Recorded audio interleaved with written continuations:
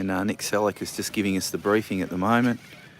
Yesterday we spent the majority of our time in the dirt and if you like on some dirt circuits, fast and slow, and we got to get to appreciate the bike's handling, and we've talked about that. It's very, very good. So today is more about seeing how the bike copes with adventure, and that's a slightly different genre. I mean, adventure is about big miles, it's about long distances in the saddle, and what happens is with bikes there's different strengths and weaknesses that emerge from that sort of riding. Particularly interesting, I think, and there's been a bit of discussion about it, is the screen. Yesterday it was really blustery, so we didn't get an appreciation of how the wind was stable. But today there's very little wind, so we'll get to appreciate how stable this screen is. So it's not adjustable. What's interesting is you can get a touring screen which is a bit taller, and I haven't seen one on a bike, nor have I experienced it. But I'm keen to test out that screen and give some feedback to you. Now, just remember, what I've noticed with journalists is there's a lot of different helmets, a lot of different helmet sizes, a lot of different peak sizes. Ash Boyd, morning chaps, good morning Ash. And some of them have reported checking in from Indianapolis, Indiana. Thanks, Tracy.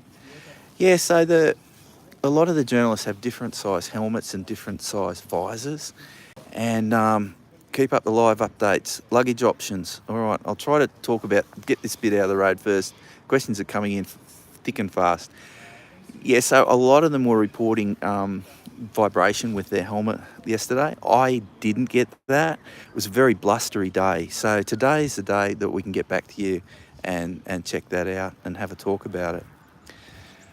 Okay, any questions? I'll come back in the afternoon with our adventure look at the bike through adventure eyes. And but if there's any questions now you want answered, give me a yell.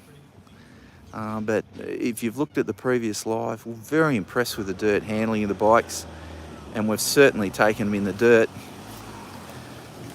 You can see the mud. Okay, ladies and gentlemen, unless there's any questions, I'll head off. Beautiful sunny day in Bathurst, and we're hopefully going to do what's called the bridle track, which is one of Australia's, I put it in the top 10 tracks I've ridden in the world. Better than a Tuareg, I don't know. I ride a Tuareg, Clubby and I ride a Tuareg at the end of the month, and we'll be riding it we're going to have decent ride in the Tuareg to see what it's about. Lots of good reports about it, and we're going to ride that from Brisbane back to Sydney. So we're going to do a couple of 1,000 Ks. I'm going to make a movie very similar to what I did with the Triumph Tiger 1200, which is very popular amongst you guys. So basically an adventure movie, and then towards the end of the movie we start talking about the bike. Clay Weston, save this for this afternoon. Fuel economy range on standard tank. Yeah, that's an interesting point.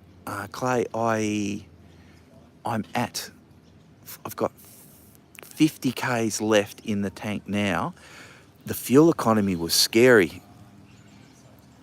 Is it more road biased or off-road? I'll go back to the fuel in a minute. This bike is dirt biased with a very strong road heritage, and I think the road riders who know more about the road would say it's a very good road bike as well.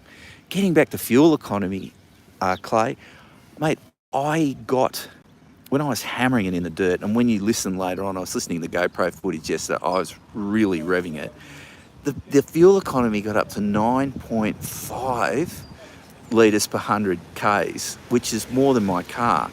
But I was up there and upping it, and you'll hear that. You'll hear the acceleration. You'll hear the brakes chattering as I'm braking and sliding. Yeah. Well, we're going to block sex chat site, best old adult dating site that's going. You'll be banned, mate. You're gone. Don't want any sex on my TV, on Mad TV. Yeah. So no, great bike, and let's see how we go today. All right. I'll catch you later.